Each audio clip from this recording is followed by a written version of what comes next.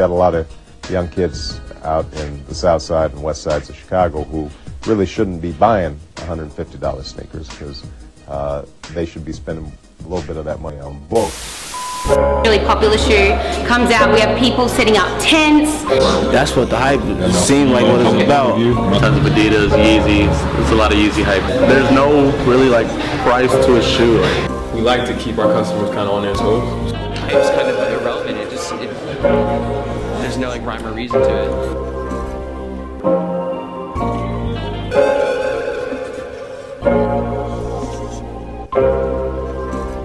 King Zuzi.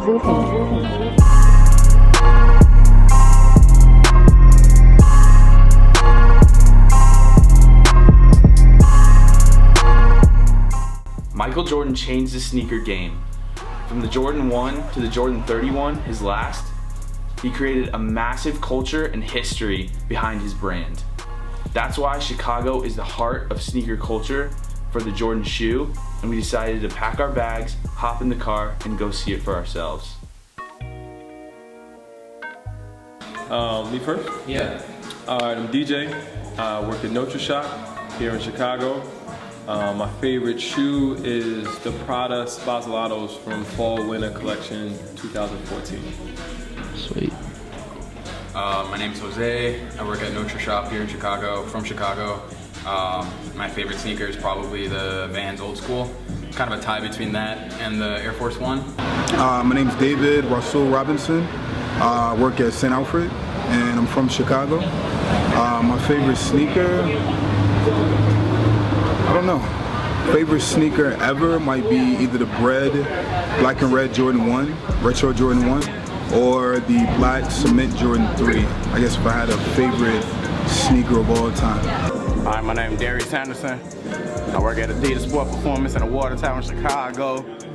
Favorite shoe is gonna be that Yeezy V2, the bread one. You feel me? St. Pablo. I'm Jay. I'm from Chicago, work at Success the Store. Favorite shoe?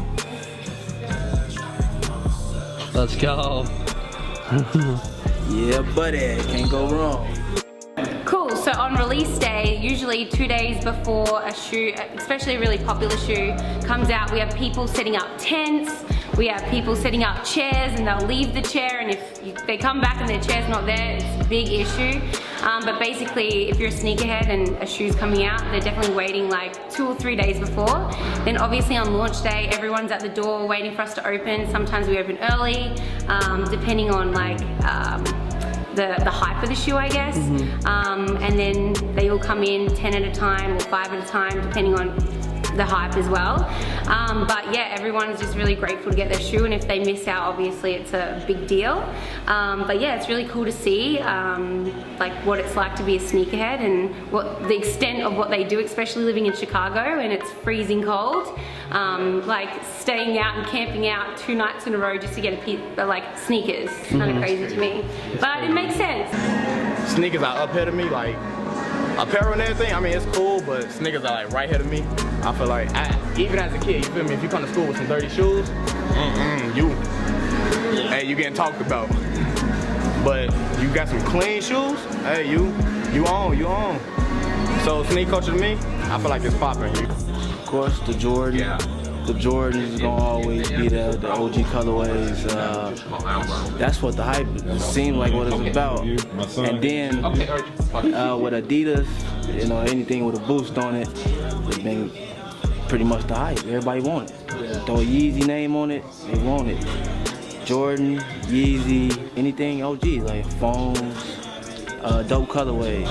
That's what I've been noticing about the hype. And anything that people feel like other people can't get their hands on, that's what they want. Technology is always rotation, so they gotta figure out a way to get people more into Nikes, Adidas, like the Boost. Like Boost wasn't even popping. Like it just, I wouldn't say Kanye put it on the map, but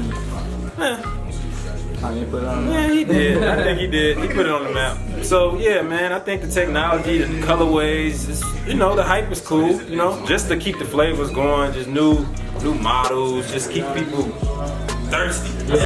I think what I've noticed about hype is that it's so powerful to like convince people to actually buy stuff, where I see like some shoes I'm like, this is a good shoe, but there's no hype behind it, so no one wants it, even if it's a good shoe, you know? Yeah. That's what I've noticed. For sure. So we don't have like a standard way of like releasing like the Yeezys or something where we know it's gonna be like camping and stuff like that. We like to keep our customers kind of on their toes. So one time we did, we never released any information. What we like to do is release information on Instagram and let everybody know this is when they'll be releasing, this is when you can get them. So we did it. Kids were lining up anyway, and then the next morning we decided to release them out of a Cuban restaurant, like a few. The black and red Yeezys? Yeah, black and red Yeezys. Yeah. So we did that. We made the announcement about like 7 a.m. It was literally like some a people madhouse. were here. Like, I know people were like running red lights and like just to get to the and then right at the restaurant there was like a car crash. Like it was a fender bender. Like nothing, nobody got hurt. But anyway, they leave their cars in the middle of the street. They hit each other to get in line. Facts, yeah.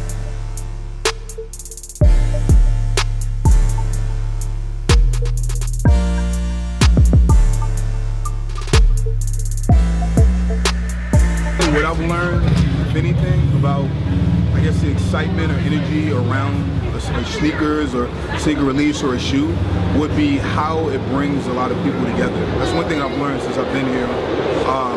Rich, poor, black, white, brown, yellow.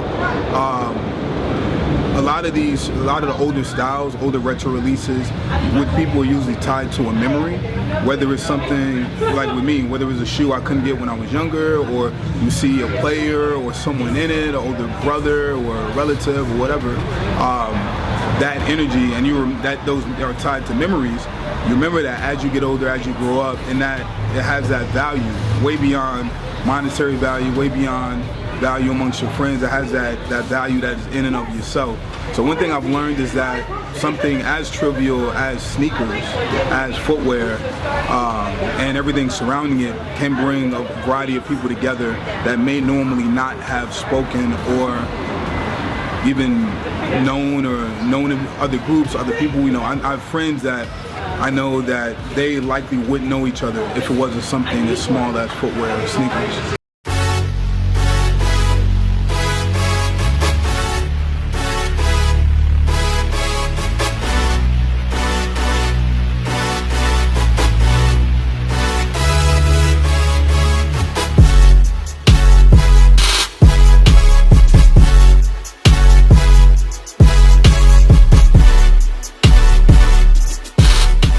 Because of all the trendsetters and style influencers, Los Angeles is one of the biggest fashion capitals of the world, making it a hotspot for sneaker culture.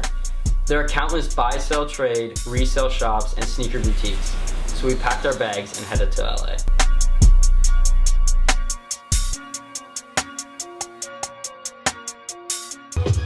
How you doing? My name is Q, aka Q Ball. I work here at Zero's World. My favorite sneaker, it's tough. Jordan 1 or an SB Dunk High. I love that silhouette. That's just you can just wear it with the color schemes over the years been infinite. That's just My name is Jonathan Rojo. I work at the Magnolia Park in Burbank. Favorite sneaker is Yeezy Blink from the Nike edition, and I'm from the IE. Adil Shams, owner of Cool Kicks. I'm from Springfield, Virginia. Favorite sneaker probably Cement 3s. Sean Witherspoon, I work at Round 2.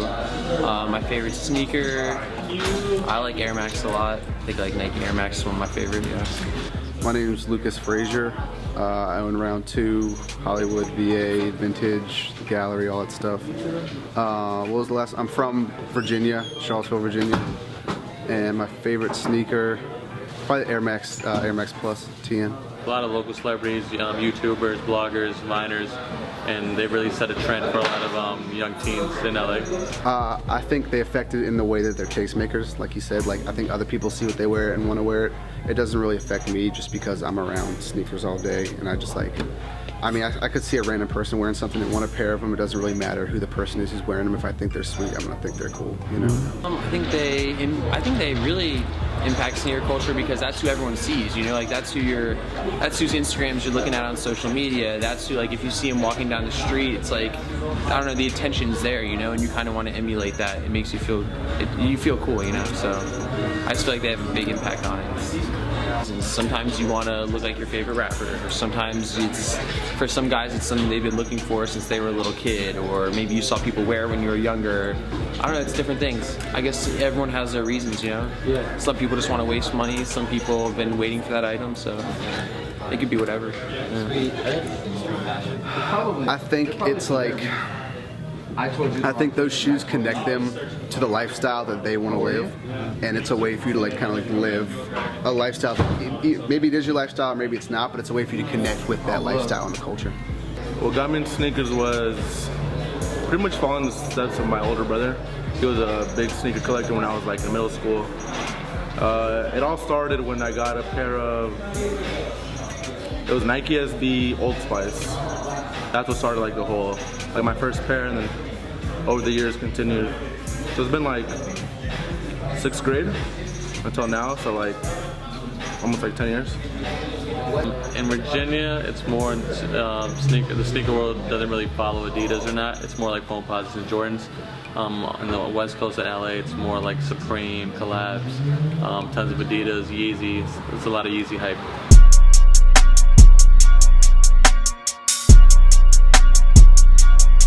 I think East Coast is more like into like sneakers, Nike basketball, that type of stuff. On the West Coast, I think it's just more like what you want to wear and what's comfortable at any given time, because the weather's always nice, so you like maybe just want like a pair of Cortezes, a pair of Vans, a pair of Yeezys, you know. There's just like different influences on each coast. So like we were talking about like rappers and things like that. So like there's East Coast rappers, West Coast rappers. They each have a different style. So I think the people on that coast are like, you know, going for that specific style. So yeah, it's different. And all of our friends and collectors in LA that represent the resale scene. You know what I'm saying? What's good, Dre? And you know, that's why we here. You know what I'm saying? I feel like everybody that's official, like I could give too many shout outs to too many people. You know what I'm saying? But it's just, if you know me, you know what's good. If you're a reseller, you get sneakers, Supreme, Vape in LA, you know Cue Ball.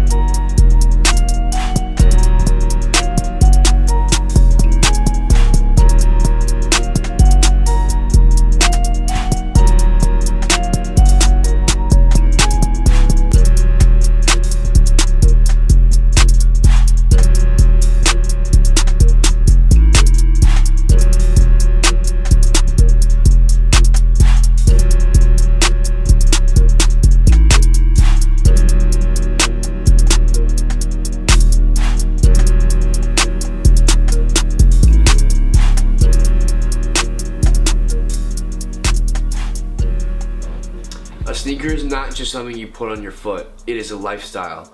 It is a way that you can remember things. Every sneaker has a story, whether it's going to a concert or maybe you saw your favorite rapper wearing them, you saw someone famous in that sneaker that you've always wanted, and once you get a hold of them, it's something more than just a sneaker. So I think overall, the thing is, it's not just a sneaker, it's a lot more than that. I don't think the culture is going to stop going anywhere, you know? Yeah, I think we're at a steady uprise.